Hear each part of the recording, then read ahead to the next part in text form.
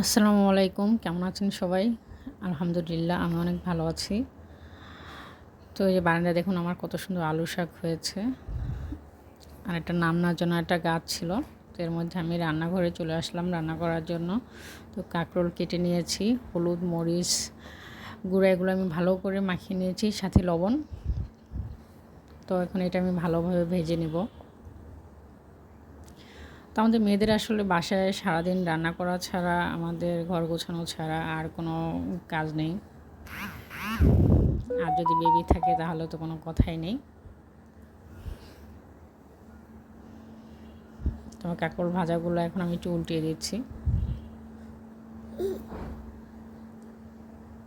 তো আমার কাঁকরোল ভাজাগুলো হয়ে গেছে, এখন আমি কাঁকরোল ভাজাগুলো তুলে নিচ্ছি।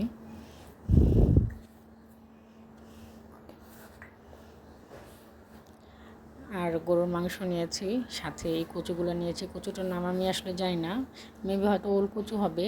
আর আলু নিয়েছি। তো এটাকে এখন আমি সেদ্ধ করে নেব ভালো মতো।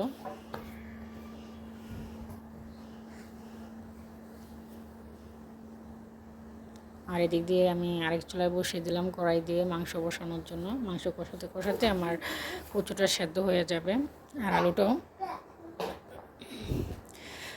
তো তেল গরম করে আমি এখানে মশলা দিয়ে দিলাম, গরম মশলা। মশলা ভাজা হয়ে গেছে। তো এখানে আমার আদা, পেঁয়াজ, রসুন এটা পেস্ট করে নিয়েছি, পেস্টটা দিয়ে দিলাম। আর দিয়ে দিলাম মরিচের গুঁড়া, হলুদের গুঁড়া, ধনিয়া গুঁড়া, পরিমাণ মতো লবণ, আর কয়েক ফালি কাঁচামরিচ। এখন এটাকে আমি একটু ভালোভাবে কষিয়ে নিব।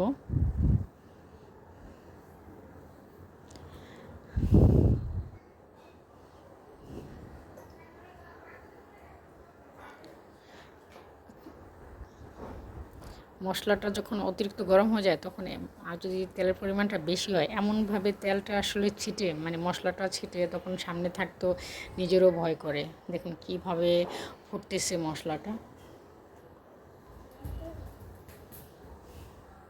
তো এখন আমি মাংসটা দিয়ে দিব।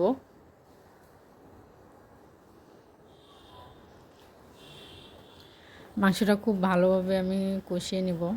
আমাদের আসলে বাসায় রান্নাবাড়া করার, ভিডিও করা ছাড়া আর বাইরে তেমন আমার যাওয়া হয় না। আর এদিক দিয়ে আমার কচুটা সেদ্ধ হয়ে গেছে। তো এখন আমি ওটা তুলে নিয়েছি। আর এদিক দিয়ে মাংসটা আবার একটু নেড়ে দিচ্ছি।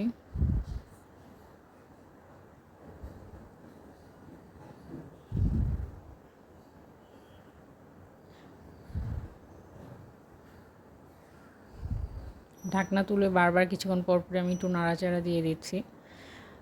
তো দেখুন এখন প্রায় পানিটা কমে গিয়েছে, তেলটা উপরে উঠে এসেছে। আর এখন আমি সেদ্ধ করা আলু আর কচুটা দিয়ে দিলাম। এখন একটু ভালোভাবে চুলাটা একটু মিডিয়ামে রেখে এটাকে আমি কষিয়ে নিব।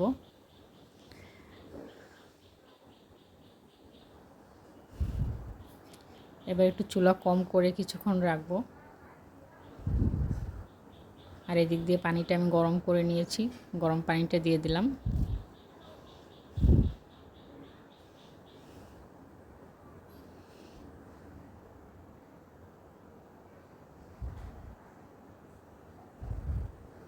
তো আমার মাংসটা প্রায় হয়ে গেছে।